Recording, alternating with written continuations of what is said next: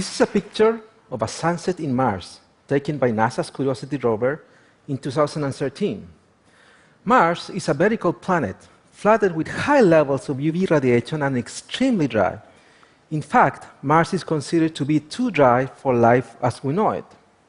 I'm an astrobiologist. I try to understand the origin of life on Earth and the possibilities of finding life elsewhere in the universe. People sometimes ask me, how can you be an astrobiologist if you don't have your own spaceship? Well, what I do is that I study life in those environments on Earth that most closely resemble other interesting places in the universe. All life on Earth requires water. So in my case, I focus on the intimate relationship between water and life in order to understand we could find life in a planet as dry as Mars.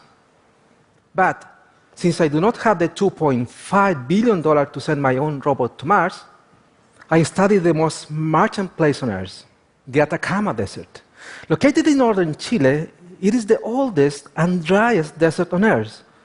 To give you an idea of how dry it is, consider that here in Vancouver it rains over 1,000 millimeters of rain every year. In the Atacama, there are places with no reported rains in the last 400 years. How do I know this? Well, because I was born and raised in the Atacama. So I had a unique advantage when I started studying this desert.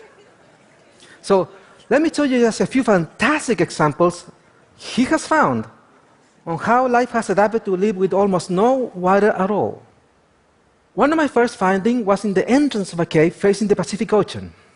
In this place, we reported a new type of microalgae that grew only on top of the spider webs that covered the cave entrance. Had you ever seen a spider web early in the morning? It's covered with dew. So this microalgae learned that in order to carry photosynthesis in the coast of the driest desert on Earth, they could use spider webs. So here they may access the water from the fogs that regularly cover these areas in the morning.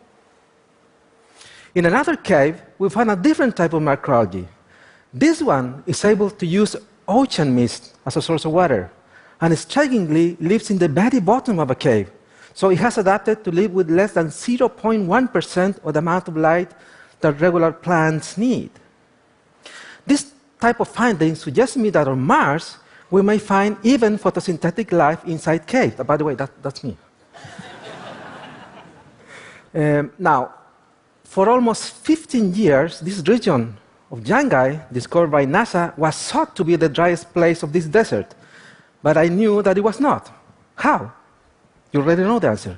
Because I was born and raised in this desert.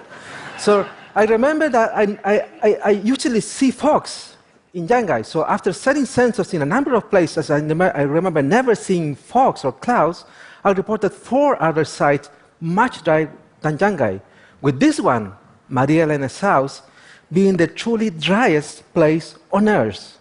As dry as Mars, and amazingly, just a 15-minute ride from the small mining town where I was born. Now, in this search, we were trying to actually find the dry limit for life on Earth, a place so dry that nothing was able to survive in it. But even here, well hidden underground, we found a number of different microorganisms, which suggests me that similarly dry places, like Mars, may be inhabited.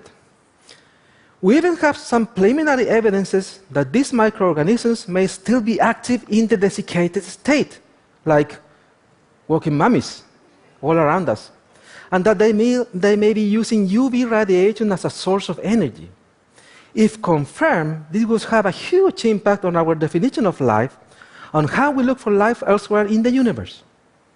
Due to its clear skies, by 2020, 60% of the biggest telescope on Earth will be located in the Atacama. And while everyone else will be looking among the stars to answer the question, are we alone? I will be looking down to the ground, searching for the same answer in my own backyard. Thank you.